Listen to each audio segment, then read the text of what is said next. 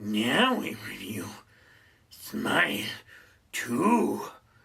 Smile harder. Yes. Yes.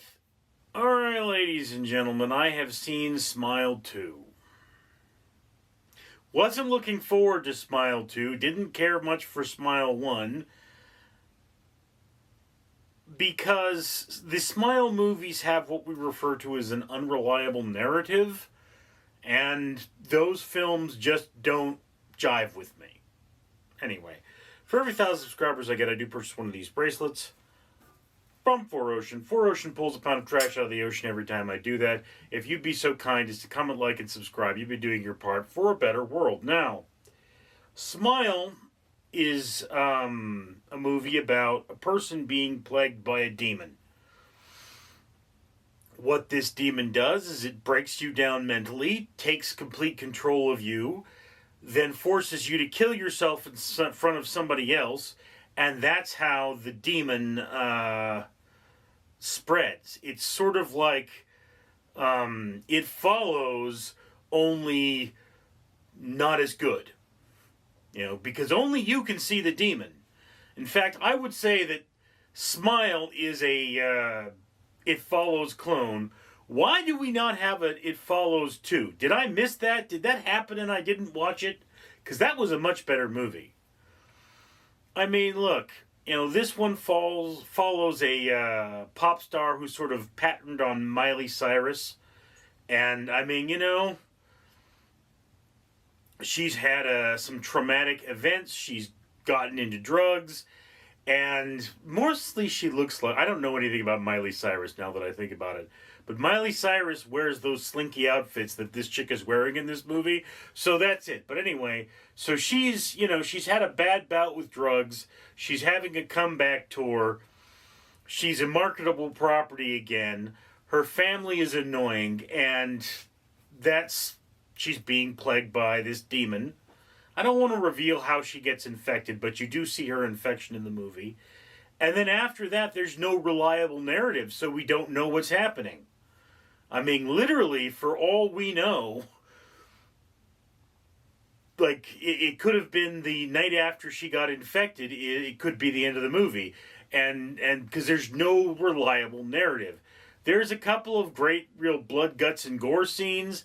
There's a lot of, the people around you suck scenes, but that's the demon breaking people down.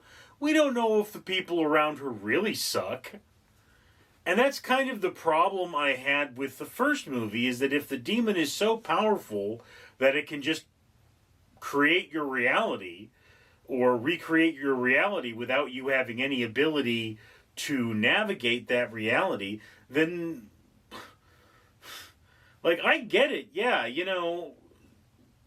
dealing with this demon is a little bit like dealing with someone who is gaslighting you. It's like, you don't really know what happened because every time you talk to them, the story changes. But the thing is, when you're being gaslit, your memories don't change, just what people tell you changes. I know, I've been gaslit quite a lot in my lifetime. So, yeah, part of my lack of enjoyment of this film is the fact that my own emotional traumas are too close to the material. So it's like, yeah, dude, like that reminds me of talking to my old man or my sister or my brother or the people at my work. I mean, really, the abusers find the abused. That's something we say in psychology. But really, I mean, this is one of those films where it's like, okay, that happened. Did that really happen? We don't know. How much of that was real? And when you deal with movies that it's how much of that was real, this is a very difficult road to navigate. I mean, I dislike movies where the monster can't be fought. It's the movies where it's like there's just no methodology. Like Jeepers Creepers, I never really liked that franchise. Possibly because it's on the slow side, but I've never been able to get into those movies because I've been told that it's just like the monster is unkillable. You cut its arm off, it just needs to go find somebody else's arm, and your goal is to survive until it goes back to sleep. This movie, I mean, exactly what it is that's going on. Part of the problem is that we do not have what we call an oracle character, or there is an oracle character, but the oracle character is just too weak. There is a person who said, I know what's going on. Okay, you know what's going on. But are you even real? I mean, it's one of those things about demonic entities is that they don't want you to know what's going on, and if they could just make you hallucinate, the guy's telling you what's happening and they're just, making you imagine something else. So it doesn't really jive well with me, the narrative structure. What are the rules? What is the situation? That never nebulizes or denebulizes for me, and that really just ruins my enjoyment of the film. Now, I imagine most of you aren't going to have that problem. I mean, it's kind of a me problem. So that's one of those things, I mean, there's no such thing as a wrong opinion of a film. You can dislike a film, you can like a film. I've watched Jaws and really loved it. I've watched Jaws and been absolutely bored by it. So, it really is a very mood-centered sort of a thing. But, I mean, I can say that this film is well put together. The nightmare is realistic. But, I mean, this is just not something that jives with me. It's not something I would want to watch. However, if you're a horror movie aficionado, this is top-notch stuff. I mean, it's the demon within sort of situation. So it's loud, it's noisy, and it's bloody. If those things appeal to you, then this is at the top of your watch list. If you're a regular person, this is more to the middle. It's not a particularly standout film. It's not particularly well done. I mean, I will grant you that the main character is running around in those slinky outfits, and she's pretty attractive. But, I mean, for a movie that really looks like it's an R rating, I would have expected something else. It's just it doesn't have the right elements to make it a well-balanced horror movie. So, yeah,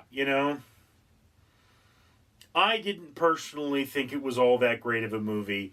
Particularly near the end, I so wanted to just walk out and walk away, but I didn't. I pushed through it and I sat there and I said, okay. Now, because there's no solid narrative, no reliable narrative, they did set it up for a third film. Although, anything we see in this movie could not be real. Anything we saw in the first movie could not be real. The third film could actually involve the character from the first movie still alive, still perfectly normal, still doing whatever, and still being plagued by the demon. That's a possibility. No reliable narrative. So anyway, that's just my opinion. I'd love to hear yours down in the comments below. I'm Richard. Greetings, humanity. Once again, Fred the Facehugger here, reminding you to comment, like, and subscribe. And of course you should do that because, if you look, I am wearing 2 bracelets. These bracelets are from 4Ocean, a company that pulls a pound of trash out of the ocean every time somebody buys something from them.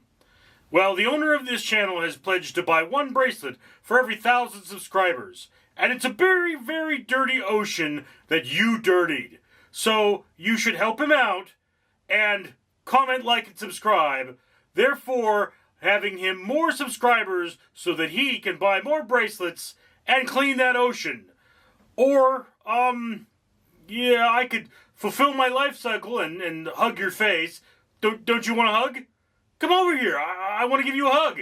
I want to give you a hug right now. Yes, come over here, polluting human. Let me give you a hug.